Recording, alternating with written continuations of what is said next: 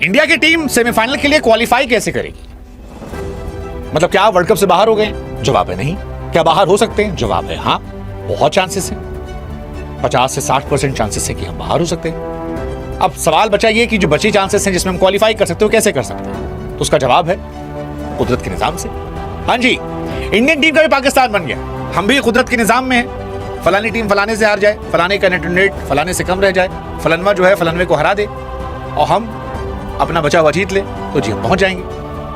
अब ये अफसोसजनक है, लेकिन है यही, इंडिया का पाकिस्तान बन चुका है और हमें अब सिर्फ खेलने की नहीं बल्कि दुआओं की भी जरूरत है। इसीलिए हमको लगा कि आज इस वीडियो में आपको समझाते हैं कि इंडियन टीम जो है वो सेमीफाइनल के लिए क्वालिफाई कैसे कर सकते हैं। क्या ऐसा होगा कि इंडियन टीम जो है वो सेमीफाइनल तो चली जाए? तो देखिए जी, बड़ी आसान कहानी है, कोई बहुत रॉकेट साइंस नहीं है। ग्रुप स्टेज में इंडिया को सुपर 8 में 76 रन से हार मिली, इंडिया की लंका लग गई। साउथ अफ्रीका एक और मैच जीतेगी आसानी से, वो सुपर 4 में यानी सेमीफाइनल में। तो साउथ अफ्रीका को मैं ये मान के बैठा हूं कि वो आसानी से पहुंच जाएगी, क्योंकि जिम्बाब्वे या फिर वेस्टइंडीज किसी एक को तो वो हरा देंगे। इंडिया को अगर वो इतना गंदा कूट सकते हैं तो वो किसी एक को तो कूटेंगे और वो सेमीफाइनल में जा रहे हैं। यानी 4 टीमों में से 2 टीमें जानी है, उसमें से एक टीम पक्की होगी, यानी 50% कहानी गई। अब बचे 50% में 3 टीमें, उसमें इंडिया के चांसेस कितने हैं?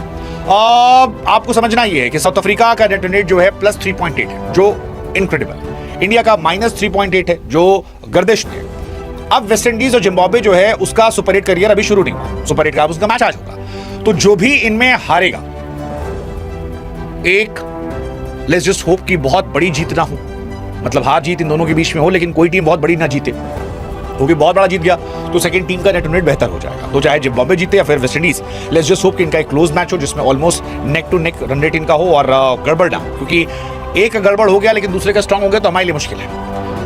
अब इंडिया को यहां से दुआएं शुरू करनी पड़ेंगी। दुआ कि साउथ अफ्रीका जो है वो अपने बचे हुए मैचेस जो है वो दोनों टीमों से जीत ले, यानी जिम्बाब्वे और वेस्ट इंडीज दोनों को साउथ अफ्रीका हरा दे।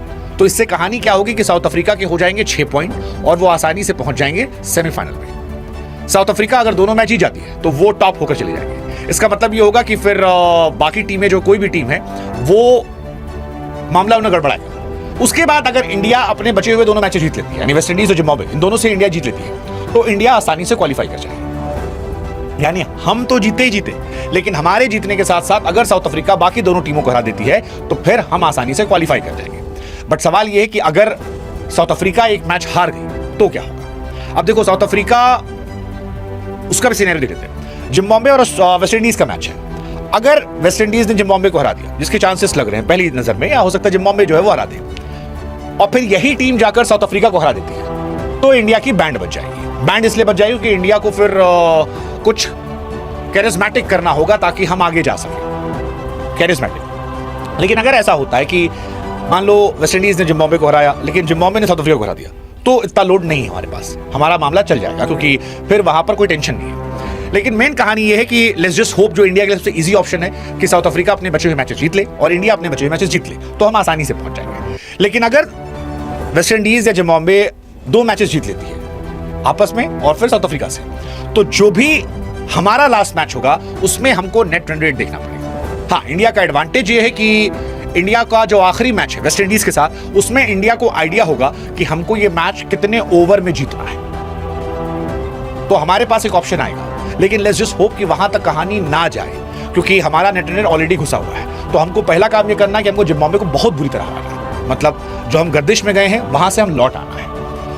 दूसरा, वेस्ट इंडीज को फिर हराना है। अगर वेस्ट इंडीज साउथ अफ्रीका को हरा देती है, जिम्बाब्वे को हराती है, तो वेस्ट इंडीज को हमें फिर एक ठीक ठाक मार्जिन से हराना पड़ेगा। क्या वो पॉसिबल है? It's not that easy. मैं फिर कह रहा हूं, वेस्ट इंडीज को मैं कभी भी लो रेट नहीं करूंगा T20 फॉर्मेट में। इसी डैरेन सैमी ने 2 वर्ल्ड कप जिताए थे, 2012, 2016। तो मैं ये मान के बैठा हूं कि वेस्ट इंडीज जो है वो अच्छी टीम है और वो अच्छी टीम आपको परेशान करेगी। साउथ अफ्रीका उन्हें हरा दे, फिर हम उन्हें हरा दे, तो ये हो जाएगा। एक सबसे ईजी कहानी है। लेकिन सबसे बड़ी बात है कि इंडिया को अपने बचे हुए दोनों मैचेस जीतने पड़ेंगे, जो सबसे बड़ी बात है, और वो इतना आसान नहीं होने वाला है, क्योंकि इंडियन टीम जो है उसकी बैटिंग कमजोर हो गई है।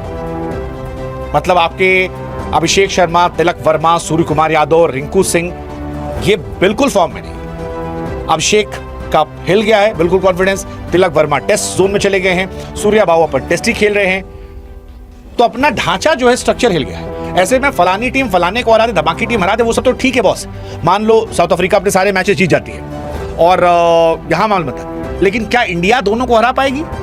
प्लीज आप जिम्बाब्वे और वेस्ट इंडीज को हल्के मत लेना, बिल्कुल भी हल्के मत लेना। दोनों सॉलिड टीम है। जिम्बाब्वे वो टीम है जिसने इंग्लैंड को हराया, श्रीलंका को हराया था, और जिसने ऑस्ट्रेलिया को भी हराया था, तो वो कहीं से कमजोर नहीं है। And West Indies, like I said, never ever doubt West Indies in T20 format. जिस दिन आपको डाउट होगा, वेस्ट इंडीज को लेकर डायलॉग है, चीते की चाल बाज की नजर, और वेस्ट इंडीज T20 में कभी डाउट नहीं करने का, वो लंका लगा देंगे। सो लेट्स होप कि ऐसा ना हो, finger crossed, let's see. But scenario तो यही है, कुदरत का निजाम, फलानी टीम फलाने को, धमाके टीम धमाके को, बच्चे हम देखते हैं।